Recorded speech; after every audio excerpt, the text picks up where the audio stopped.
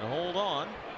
Here comes Ryan Sandberg to talk to Mark Wegner. Yeah, Sandberg was yelling at Ryan Howard, trying to get his attention. There's something on Oliver Perez's uniform. His sleeves are slit, I believe. Just a little bit to loosen him up at the bottom, and Ryan Sandberg is asking if that's totally legal. It could possibly be distracting to a hitter, but now the umpire is not required to check, is he? I don't think he's required to, but Mark Wegner is going to talk to the crew chief, Bob Davidson, just to see what protocol is here.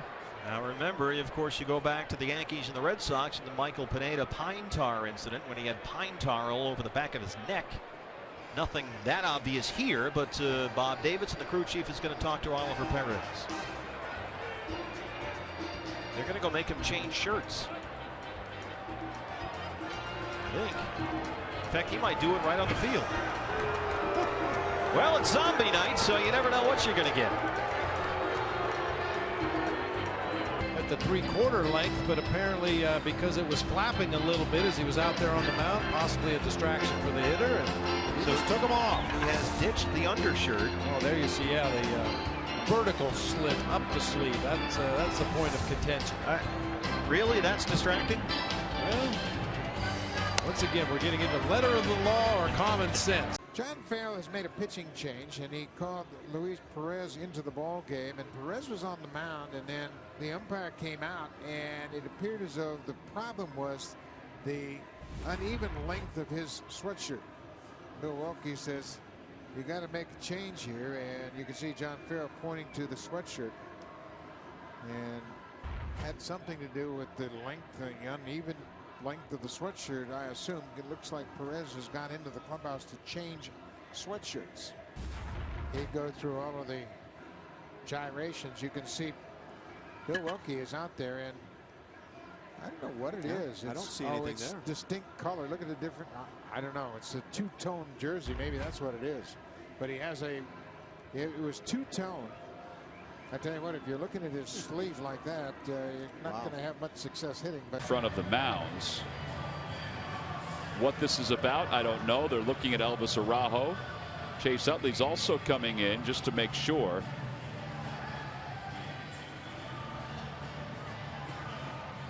Oh my gosh. I think it's so silly when they do this. I really do. The strings are too long on Araujo's glove.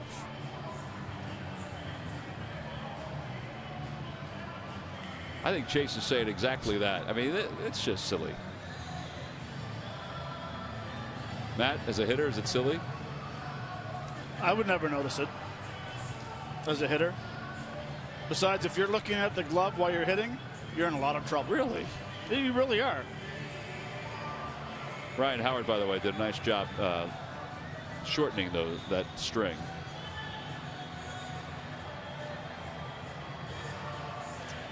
Murph, what do you got going on down there, buddy? I don't know if anyone else is concerned, but Tucker is running with those scissors. And that is a no-no. I mean, come on. Yeah, but they're pointing down, though, so he's all right. I don't care. No, I've been told for years not to run with scissors. He was actually, they were pointing toward his body. That's not good. Tertiary pitch. Look how far to the third base side of the rubber he is. 97 with cutting action.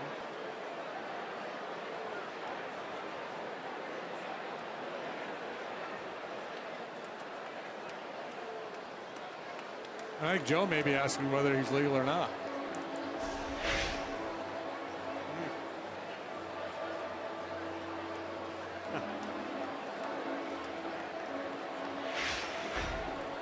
You're absolutely right.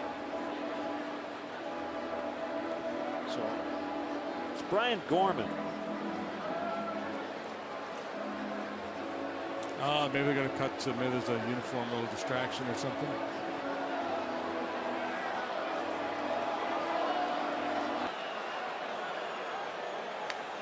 Yeah, there is a prescribed length of those threads or laces, where you choose to call them, and the other laces, they're too long.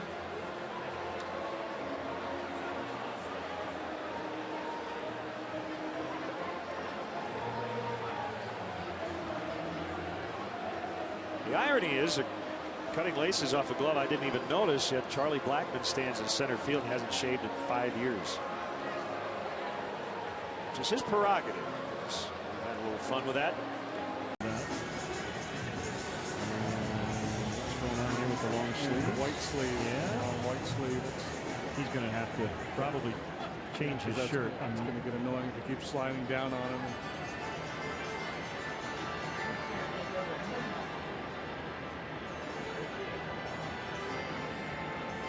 Doesn't look really comfortable, does it? No. Yeah. He's going to cut it off. Bring some scissors out there. Do a little tailoring.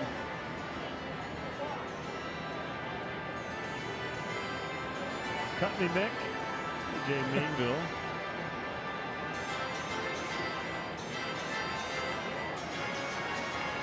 This has been a crazy start, hasn't it? That 2 guys thrown out at third. You had a disputed home run that became foul. Manager got kicked out 3 pitches into the game. And now we're doing the Chris Sale bit. Yeah, and if the last thing on your baseball bingo card was pitcher had sleeves cut off on the mound, then you're yelling bingo. Careful, PJ. Nice job. Put them on eBay, sell them, a souvenir. 2-2 the count. And he is hit by that pitch. Rhymes plucked by that 2-2 pitch, and he is in some pain.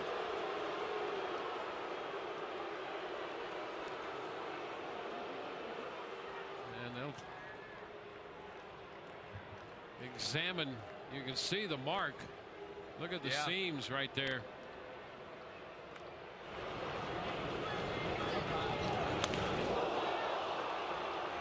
Sounded like it hit the bat. Sure did. That's what it sounded like. It hit his arm. Will Rhymes standing at first base after being hit on the right arm by a pitch. He's coming out. He said he was done. Yeah. Yeah, he is having trouble standing. He's not on his feet. And Will Rhymes has passed out, and I'll tell you, if that happens, you begin to think there's a fracture. And now will be assisted off the field by the paramedics. And of course, you don't really know at this point about that arm, but it was a little scary for a moment there. Not this time, as Gramson skies one to left center. And Davis makes a play. Was his hat like hanging around? Almost went in front of his eyes. Wouldn't fall off of his head. See, they're talking about it right there. It's coming. And then he kicked it. Oh, my goodness. How is that not a off the kick? How about if the ball goes right into the hat? Well, Bruce Bochy came out to get Garcia, and really the rule is you wait till the manager gets there before you leave. And Bruce Bochy said, get back here. Now, if you want to go, you can go. Now, the one thing you don't ever want to do is show your manager up when he's coming out to get you. I mean, it does 2 things. Number one, it shows your manager up, but it shows the pitcher coming out of the bullpen up as well. Down the left field line, that's a fair ball. And Garcia, for whatever reason, gloved it while he was standing on the mound. Well, this could be an argument, too, from Kirk Gibson, because this is not an automatic double. It's up to the interpretation of the umpires. Dave Johnson came out and wanted, they're going to examine his glove. How about that? They're going to look at his glove. So Dave Johnson knew something, or thought he knew something. And see what we have going here. And what are they going to impound the glove? Just going with the broken bats. Study it. See what kind of substance it is. You know, Peralta in 2010 spent part of the year here with Washington.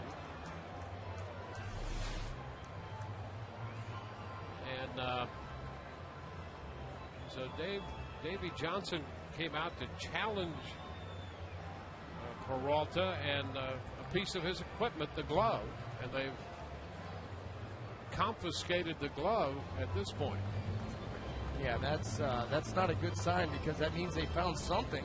Bullpen, some stirring out there in the bullpen, and I think they've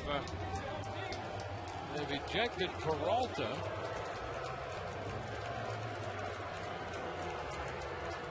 And Peralta's not going to be allowed to pitch here.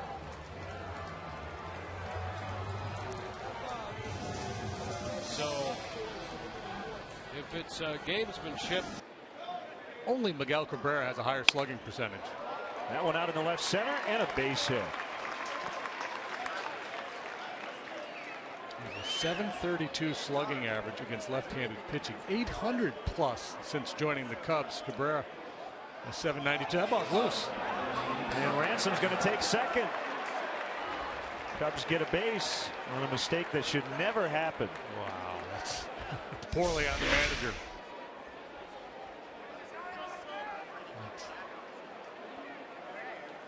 And his favorite guy, Valdespin, threw the ball. He's the guy that's been in Terry Collins' doghouse all year long. High, deep drive to left, but that's hooking foul.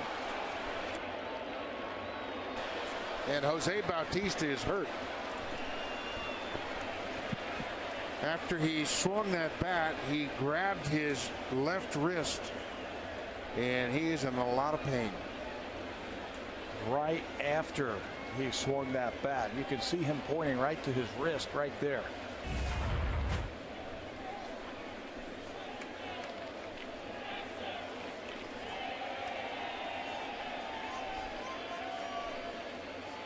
You can see him grab that left wrist. That bat really bent back that wrist once he followed through all the way around with the swing. Yapson Gomez, 26 years of age, now in his 8th pro season. Kind of hesitates right in the middle of his leg kick and throws a slider that swung on and missed. Strike 3. Well, that was a different look. Andy Peralta then recorded the final 2 outs of the 3rd. Didi pitched a scoreless 4th, and now it's Gomez in the 5th. Here's his 2-2. And it's low for a ball, and the crowd is just eating this up. Gomez again. So is he going to do a Wood Patton switch?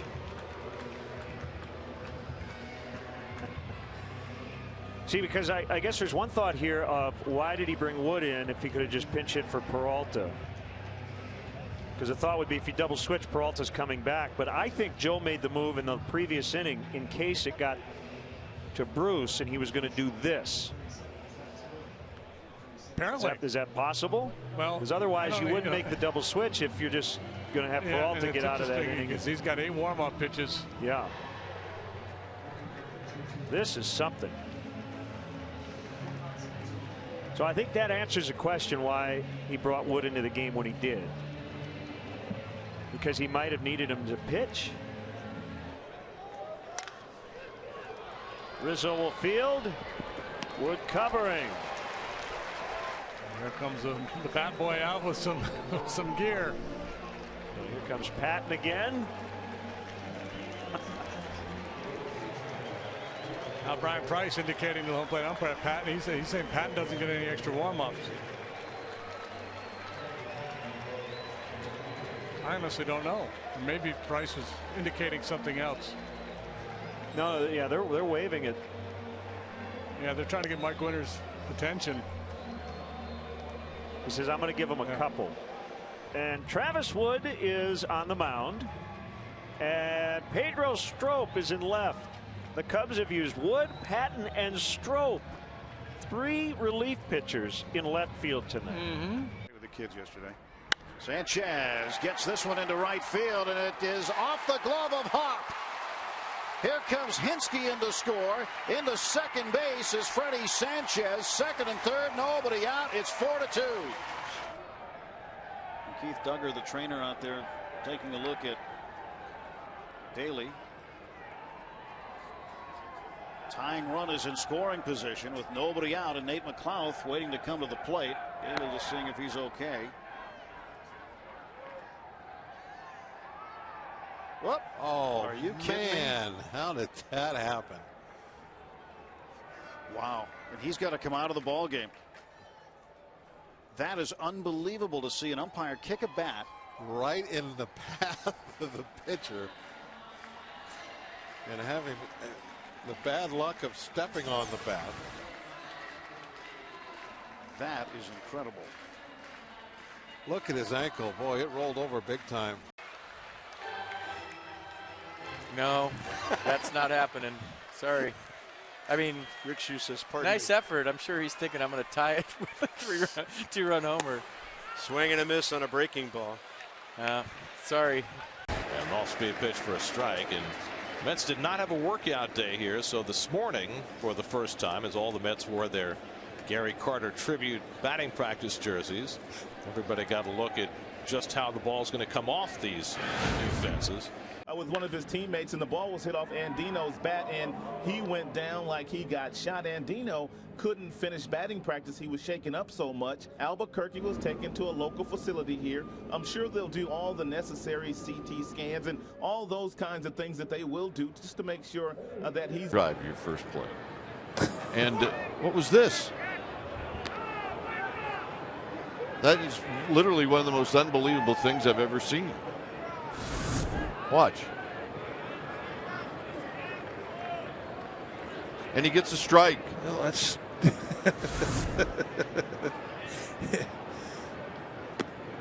made sure he pointed out, he goes, in the country by all 5 recognized polls.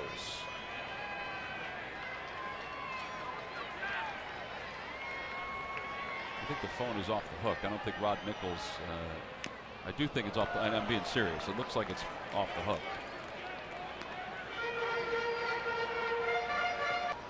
Go out. Look at the phone. It's off the hook. You can't bring a pitcher in after a position player, can you? You have to, unless you're bringing in another position player. But there's no other position player out in the bullpen.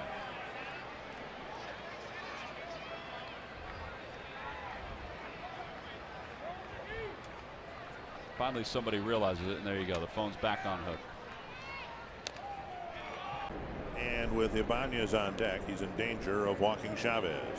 And it drifts outside, second walk of the inning. The Twins, what on earth has happened to Samuel Deduno?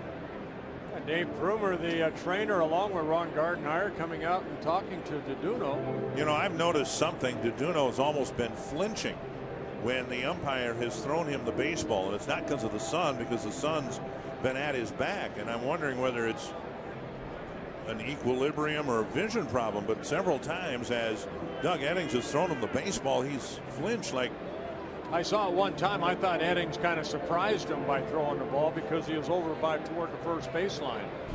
Moramone serving as translator. Now this is the better one right here. This is the one that see that I saw, but yeah, the sun is at his back unless he'd lost it somehow in the crowd. I think maybe that was when Eddings kind of went behind Domit to throw him the ball very quickly. They're going to make a pitching change here, and Deduno, sales pitch and all, could not keep himself in the game, and as you can see, he's coming off. Oh, a little electrical surge there. The scoreboard is off, and then we get another one.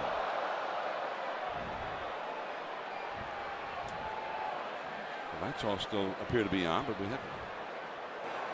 So this is when Bird was hitting and the scoreboard goes out. Just, boosh, what was that? And really, I believe he's got better command of the slider than he does the fastball. And he commands the fastball beautifully.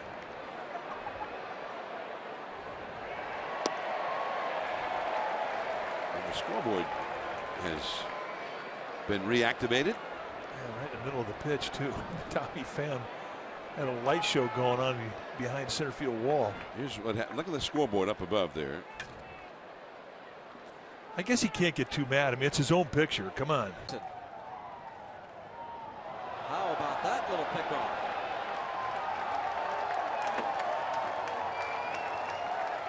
Nobody was at the base. That's why he threw it straight into the ground. Uh-huh.